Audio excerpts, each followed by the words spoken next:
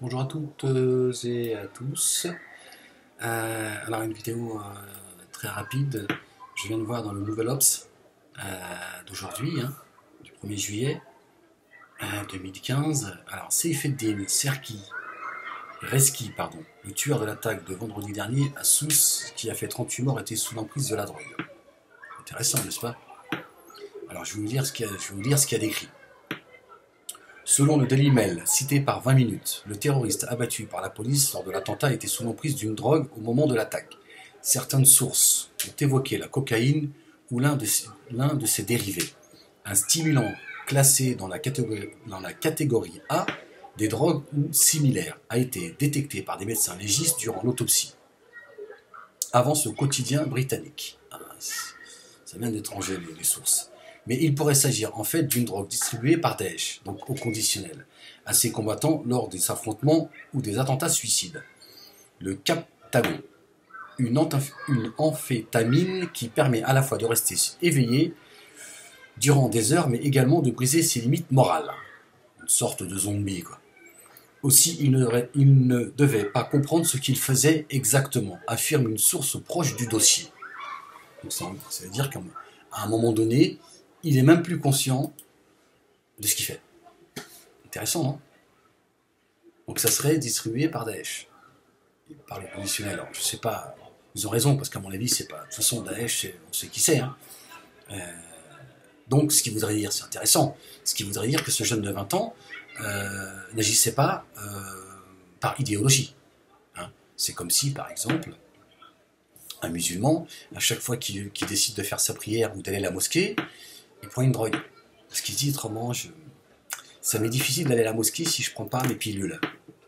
C'est la même chose. Donc ce jeune de 20 ans, va aller combattre la démocratie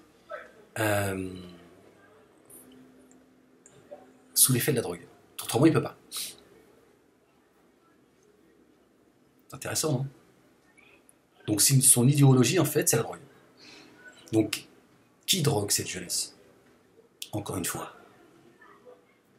Qui réveille ces réseaux dormants? Certainement encore un pauvre paumé.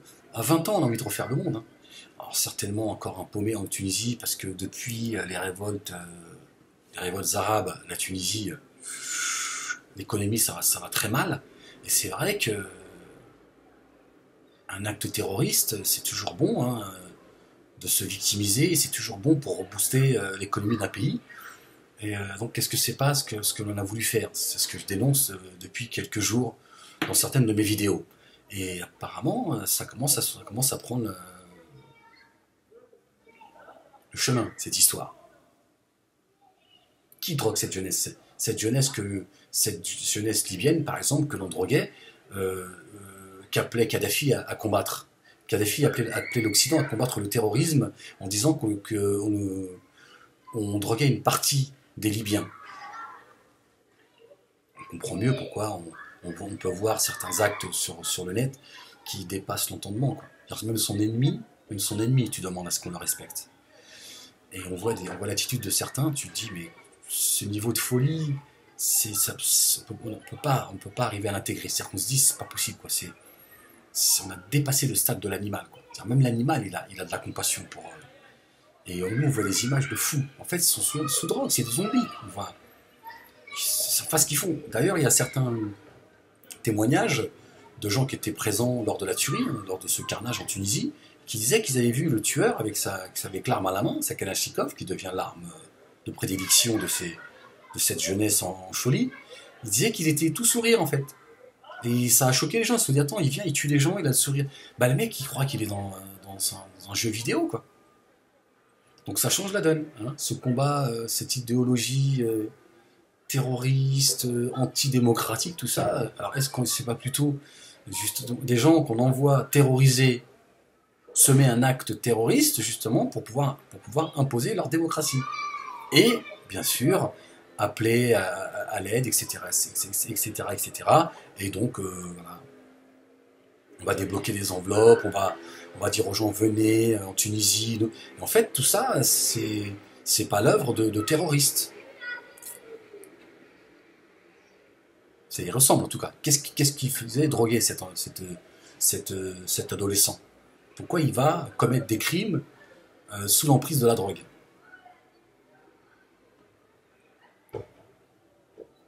Ça veut dire qu'il n'était pas très motivé à la base. Ou alors on l'a drogué pour ça.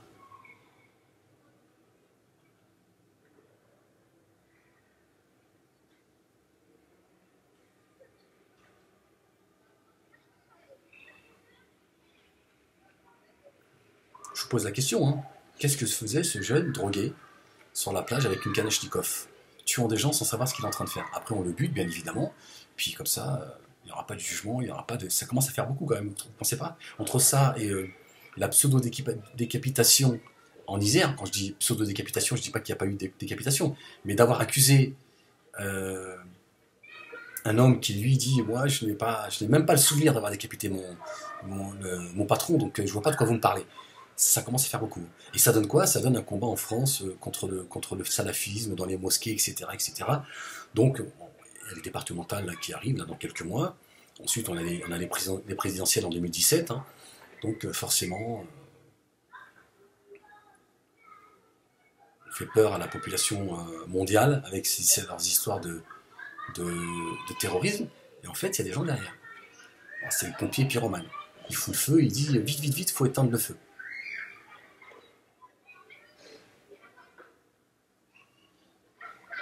Et comprenez une chose, hein, je le répète, je me répète, certes, mais il faut aussi savoir qu'il y a des hommes et des femmes politiques qui ne sont pas dans la confidence. Eux, pour certains, ce qui s'est passé en Tunisie, c'est l'acte de gens qui veulent s'en prendre à la démocratie. En fait, non, c'est ceux qui veulent instaurer leur démocratie, qui veulent désislamiser la France, désislamiser la Tunisie, le Maroc et certains pays du Moyen-Orient, et qui se plaignent de l'islamisation de la France, qui en fait fomentent des faux attentats pour pouvoir instaurer leur démocratie. Avec la complicité de certains à l'intérieur en Tunisie, hein, qui veulent rebooster l'économie, etc., etc., parce que c'est vrai que la Tunisie va mal. Donc ils se disent, d'une pierre deux coups, on installe notre démocratie dans la chialerie, et en même temps, on va demander de l'aide un petit peu partout, et on va motiver les gens à être de notre côté pour combattre le terrorisme, etc., qui est contrôlé par eux. Daesh, c'est eux. Un Daesh qui s'en prend, curieusement, depuis plusieurs mois, au monde musulman. Mais qui s'en prend pas à l'Iran, qui s'en prend pas à Israël, qui s'en prend pas à Bachar al-Assad. Donc on se dit, c'est quand même curieux quand même. Il y en a certains où vous n'avez pas envie de... Parce que Daesh, ne serait-ce que de mener une bataille, ne serait-ce que contre les Iraniens, ça va être une autre histoire. Parce que Daesh, s'il y avait une coalition, une vraie coalition, pas celle qu'on nous raconte depuis des mois et des mois, nous faisant croire que ça y est, le monde entier est complètement déstabilisé face à 50 000 personnes. En une semaine, ils vont te déglinguer Daesh, mais ils vont le faire quand tu leur as fini de faire le sale boulot. Donc partout où l'islam risque d'être un danger pour Israël et les puissances, le capitalisme, on va l'appeler comme ça, Daesh fait le sale boulot, puis une fois qu'il aura fait le sale boulot, on va leur tomber sur la gueule. Ce sera affaire réglée. Et en attendant, voilà, on va accuser le monde musulman d'actes terroristes, etc., jusqu'à mener un combat contre le salafisme en France, hein, dans les mosquées. Les salafistes ne sont pas des bâtisseurs, ils ne créent pas de mosquées, ils investissent les mosquées, mais pas de la manière dont on nous fait croire. Voilà, ils sont les salafistes, enfin, c'est pas tous les salafistes, parce que chez les salafistes, il y a des gens très bien, d'accord, il y a une minorité, c'est vrai, ils sont fatigants, quoi, je veux dire, ils sont rejetés de tout le monde, parce que ils ont rejeté le reste du monde. Autant la démocratie que les musulmans dans leur ensemble sont incapables de sourire à leurs frères. Vous voyez, donc même dans les mosquées, en réalité, ils se sont mis à l'écart tout seuls. Mais il n'y a pas de contrôle de mosquées par les salafistes, c'est pas vrai. Même si chez eux, même si chez certains, il y a une volonté d'instaurer leur dogme, leur logiciel, mais dans les mosquées, les gens sont lucides, ils rejettent cet islam de rigoriste, voilà, etc., etc.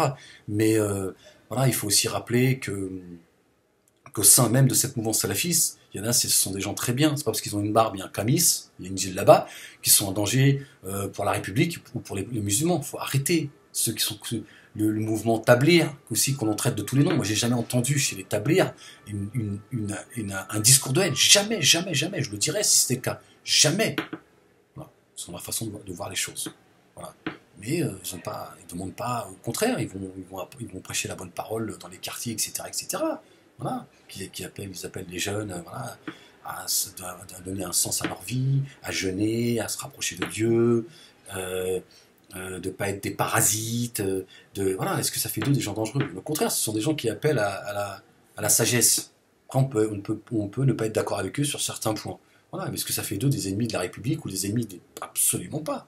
Absolument pas. Il y a des gens parmi eux, c'est des gens magnifiques. Tu peux discuter avec eux, tu peux. Et c'est aussi des gens, que ce soit la mouvance tabligh ou certains qui se disent salafistes, ils sont super tolérants, quoi. Après, ils essaient de t'amener la raison parce qu'ils estiment que, si tu laisses pas pousser ta barbe, c'est pas bien. Mais c'est pas pour autant qu'il va te faire la gueule. Après, il y a des gros cons parmi eux, c'est vrai. Avec eux, moi, ça fait 30 ans que je me bats avec eux. Et je pense qu'on s'entendra jamais. Parce que c'est des gens, ils se pensent élus. Et eux, ils font du tort. Ils font du tort d'abord à la communauté musulmane. Parce que c'est à travers eux qu'on va mener un combat contre les musulmans. Voilà. En fait, ils sont rejetés par tout le monde. Et donc tout ça, ça donne ce combat contre l'islam. Alors que les gens, le français, de tout horizon, il n'arrive pas à remplir son frigidaire. Il n'arrive pas à payer son loyer, il n'arrive pas à payer ses impôts, il ne peut pas aller en vacances, il ne peut pas payer de vacances à ses enfants. Quand il doit acheter une paire de baskets, il transpire. C'est ça la réalité. Mais on nous dit que l'ennemi planétaire, c'est le musulman. Et on drogue des mômes, on les envoie faire on les envoie faire des saloperies, et on dit regardez, islam égale terrorisme. Et ce sont les mêmes qui sont derrière, ceux qui prétendent combattre le terrorisme. Ce sont eux les vrais terroristes, et qui terrorisent tout le monde, et qui veulent instaurer leur démocratie dans le Moyen-Orient, et qui créent une certaine radicalisation, c'est vrai. Il y a des gens qui en ont plus que marre de ne pas pouvoir vivre chez eux leur islam. D'accord ? Quand ils voient ce que ça donne la démocratie en Égypte, ils disent tu gardez votre démocratie. Vous avez destitué un homme qui a été élu de manière démocratique, Morsi, vous l'avez mis en prison, vous l'avez condamné à mort, vous avez fait, maintenant on ne sait plus combien, c'était il y a quelques mois 50 000 prisonniers, humiliés, violés, en ce qui concerne les femmes, torturés, etc., etc. Plusieurs centaines de milliers de morts.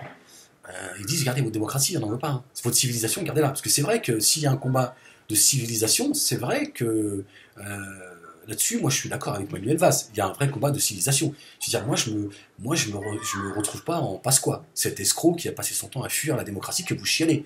Je dis, c'est pas ma civilisation, moi. Ma civilisation à moi, c'est l'islam, et l'islam, elle appelle. L'islam appelle à la justice pour les musulmans et les non-musulmans. Nous t'avons envoyé au Mohammed, paix et salut de Dieu sur lui, nous t'avons envoyé comme miséricorde pour les mondes. Vous voyez? C'est pas seulement pour les hommes, un grand H. D'accord? Et moi, quand je vois cette démocratie que veut instaurer ces démocrates dans le monde musulman et cette démocratie en France, je dis non. Effectivement, s'il y a un combat idéologique, il existe vraiment. Hein, tous ceux qui chialent Pasqua, vous avez qu'à regarder, c'est tous que des escrocs. Hein, que ce soit le Front National, l'UMP ou le PS, ils ont tous des casseroles, ils sont tous des comptes ouverts un peu partout, ils font enfermer des gens qui n'ont rien à voir, ils soutiennent Daesh, ils soutiennent certains groupuscules terroristes, que ce soit en Israël ou ailleurs.